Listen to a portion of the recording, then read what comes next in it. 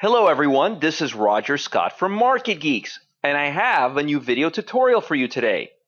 Before I begin, I'd like to remind you to subscribe to our video channel for trading videos and trading tips. And don't forget to visit marketgeeks.com for your free swing trading report.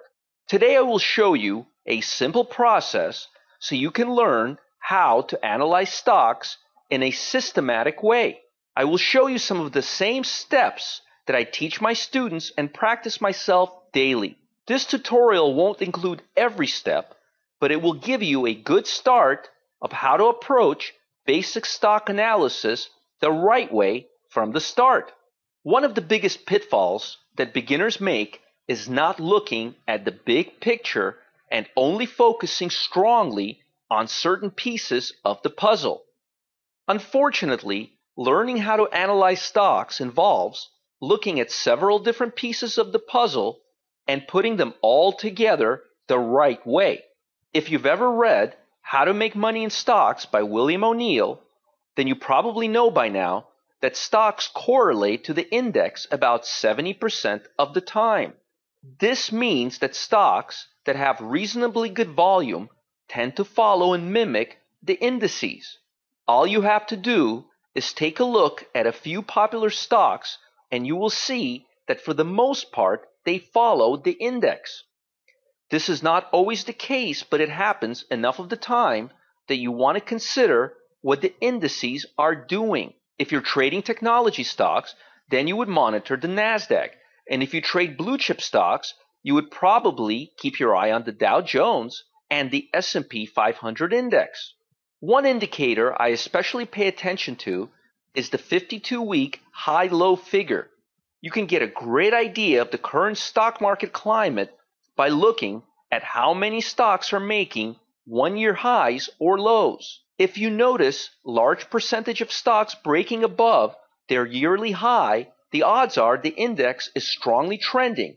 And if you notice that most stocks are not breaking their 52-week high-low, you can be assured the stock market is in a range-bound cycle.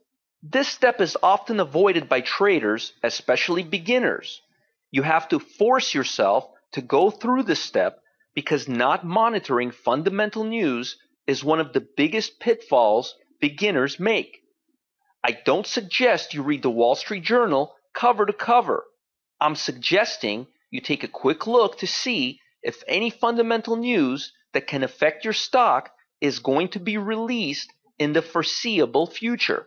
There are several sources of news that are available at Market Geeks resource page that provide daily schedules of news that is going to be released in the upcoming hours, days, and weeks.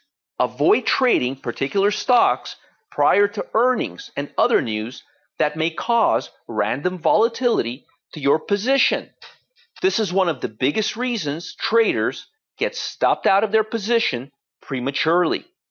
Last few days, I spent some time discussing market cycles and the importance of knowing which cycle your stock is in. You need to know that if the stock you're trading is in a trending cycle or a range-bound cycle. Most traders avoid looking at the market in this way and don't match the right cycle to their trading strategy. Cycles typically alternate, so always look at the previous cycle to give yourself clues in determining the stock's current cycle. Basic cycle analysis is a great way to begin learning how to analyze stocks and other markets. Once you determine the current market cycle, you can begin applying basic technical analysis tools to help you gain a better understanding of the current market environment. For example, if the stock is in a trending cycle, you want to apply basic trending tools such as moving average indicators and trend lines to determine if the stock is breaking out, retracing, or beginning to reverse. You may want to see if the stock fits into any classic chart patterns to help you decide what phase of the cycle the stock is currently in. The final step is to apply the current entry and exit strategy to the stock. If your analysis shows that the stock is in a strong momentum phase and the general stock market confirms this as well, a breakout strategy with wide stop loss to take advantage of the volatility that comes with momentum would probably be the best strategy. If, on the other hand, you notice that the stock is in a range-bound trading pattern, you may want to apply an oscillator to help measure divergence and overbought and oversold levels.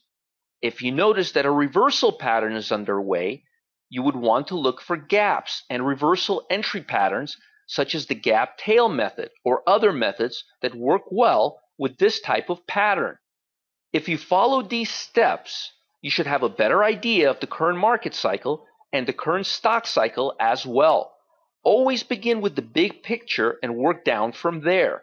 Looking at stocks through a microscope is not something you want to do before you enter your position and while you're in your position. You have to look at the big picture, and following these steps will help you do just that. Thanks for joining us for today's tutorial. Please don't forget to visit MarketGeeks.com and subscribe to our video channel. This is Roger Scott wishing you the best in your trading.